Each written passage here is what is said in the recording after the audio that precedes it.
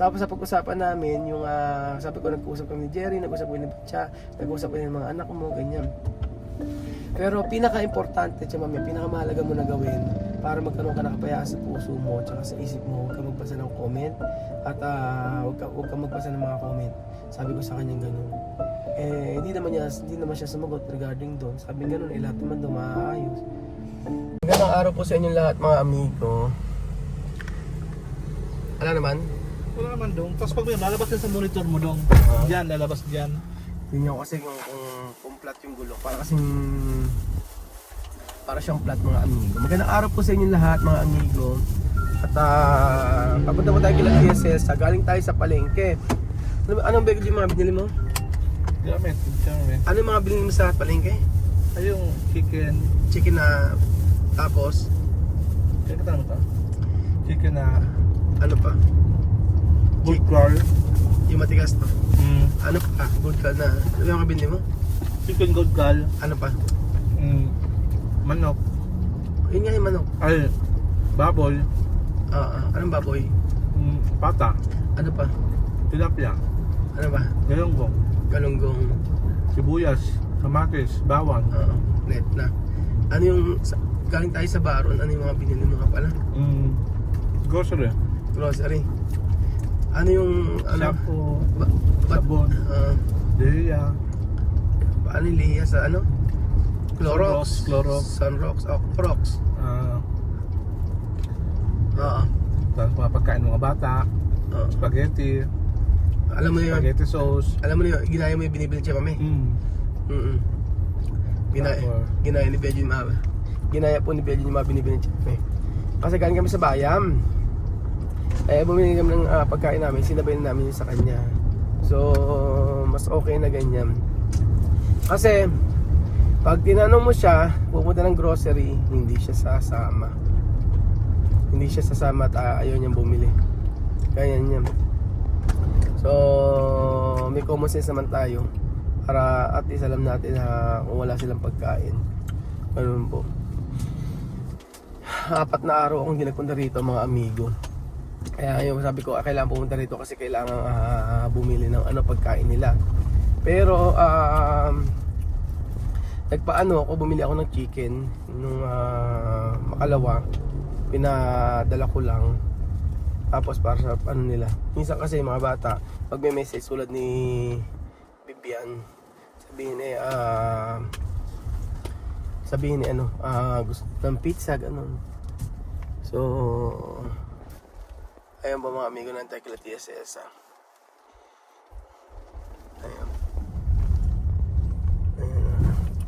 Ayun ba mga amigo. Ando na naman po si Chamame. At babad na babad. Ayun po.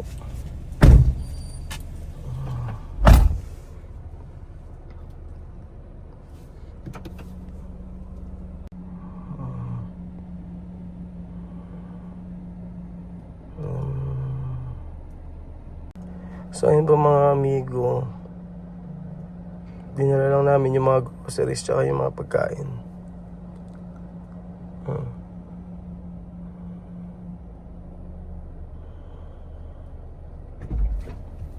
Hindi ka na bababa? Hindi ka bababa? Hindi na, okay na yun. Basta nabigyan natin yung pagkain.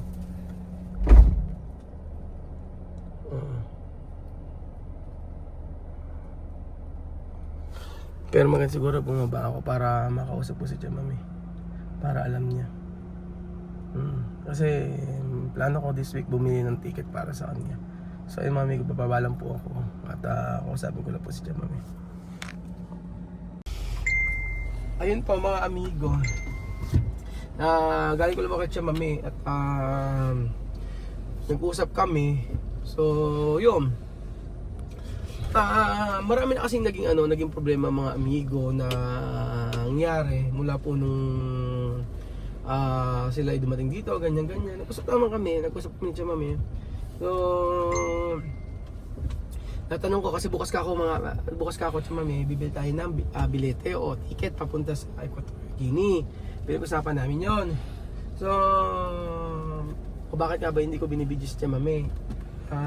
Ito po ay kagustuhan niya na ganyan na lang, mas okay po yan. So, ini kanyang opinion, sabi niya sa ngayon hindi pa siya ready sa magsalita sa mga ganyan. So, sabi ko, sige, ako na lang magkwento, Chamame. Mas okay. Kasi totoo mga amigo, napakarami talaga kasi naninira sa amin. Kagabi, meron na namang nag-message, meron na naman siyang kausap. Tapos, sa akin, pino-forward din. So, ang nagpagtataka mga amigo, after na mag-message sa kanya, after na pag-usap, nag-deactivate yung account. Ganun. So, maliwanag, maayos naman kami mag-usap ngayong araw. Sabi ko, Chama, may bibili ang ticket bukas, sumama ka. Kung hindi ka pwede bukas, sabi ko, si Vivian or si Amir, sabi niya basta sasama siya. Sabi niya, may pera ka na bang pang ticket? Sabi niya sa akin. Sabi ko sa kanya, pwede naman ka ako yung credit card. Sabi ko gano'n sa kanya. Yung credit card ka ako, sabi ko sa kanya gano'n. Tapos, ayun po mga amigo. Sabi niya, lahat naman ng problema ay nasosolve, sabi niya. Pero kasi dito sa Pilipinas, lagi nilang paulit-ulit yung nagiging problema. Gano'n. Paulit-ulit na lang So, much better na yun, paulit-ulit lang yung problema. Sabi ganun niya sa akin, hindi pwede yung ganyan. Sabi niya, kailangan natin mabuhay ng may peace of mind, ganun, o may kapayapaan. Sabi ko, oo, ganun nga ako, Chamame. So, ayun, sabi niya, welcome ka pa naman sa Equatorial Guinea kapag ikaw ay pumunta doon. Sabi niya, oo naman ka ako, Chamame. Sabi ko sa kanya, wala namang problema. Tapos sabi gano'n, mag-aaral na yung mga bata kasi September yung pasok ng mga bata. September, medyo matagal pa. So, i-prepare yung sa pag-aaral kasi kailangan ng bulletin o yung grades ng mga bata at saka yung birth certificate nila. Ganun po mga amigo. So, teka lang.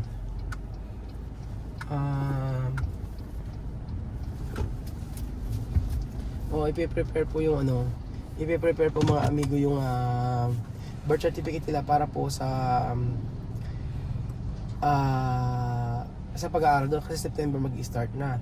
So, syempre mga bata ayaw umalis. Pero sabi ko na lang ganito kay Chamame na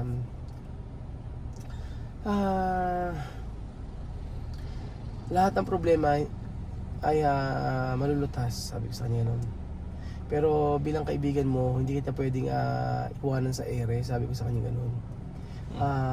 Sabi ko yun. Sabi ko ba yun sa akin, kay Chamame. So sabi ko, patuloy pa rin naman ako magpa-vlog dito, ganyan, patuloy pa rin naman ako.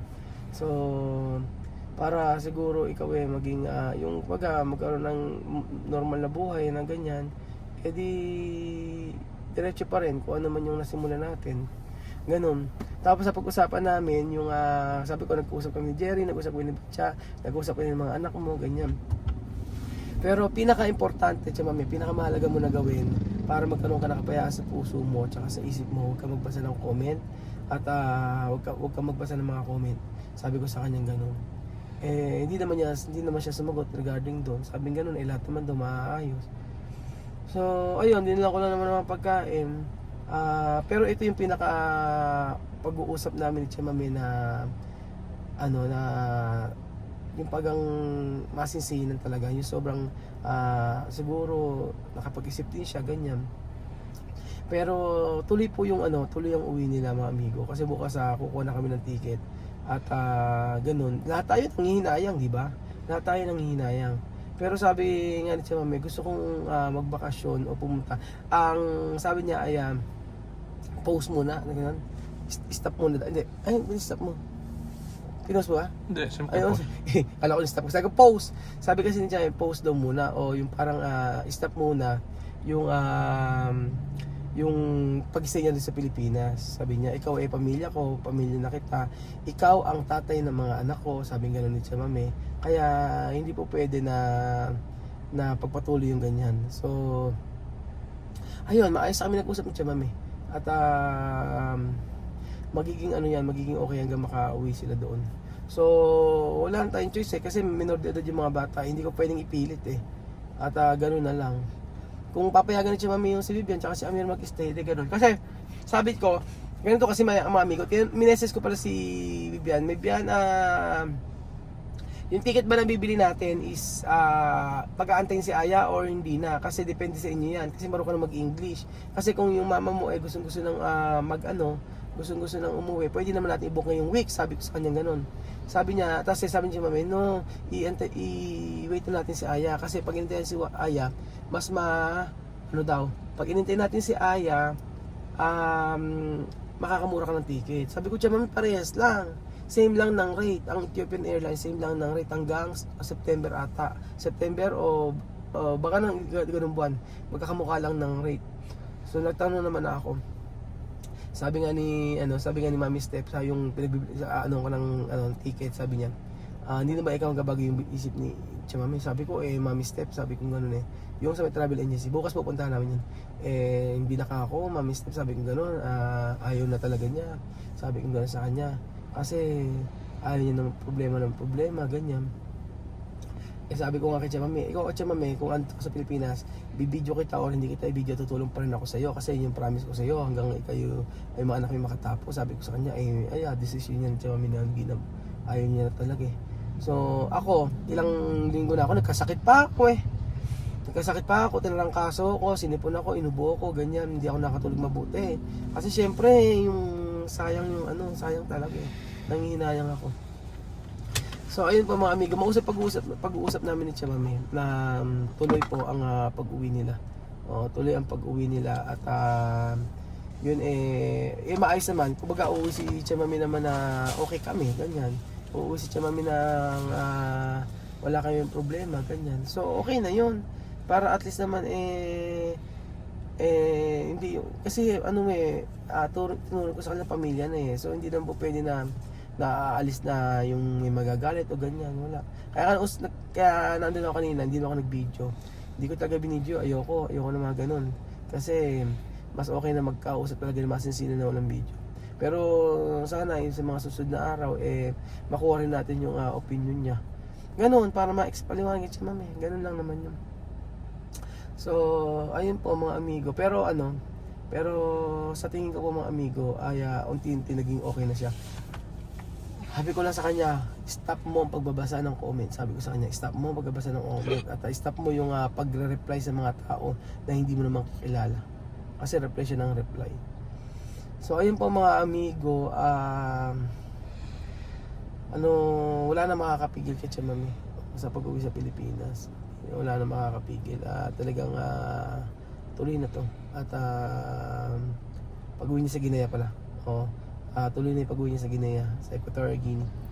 At anumang desisyon, igagalang at respetuhin natin. Masakit para sa akin, pero wala akong magagawa doon kung hindi respetuhin at gawin kung ano man yung makakabuti para sa kanya at yun ang gusto niya.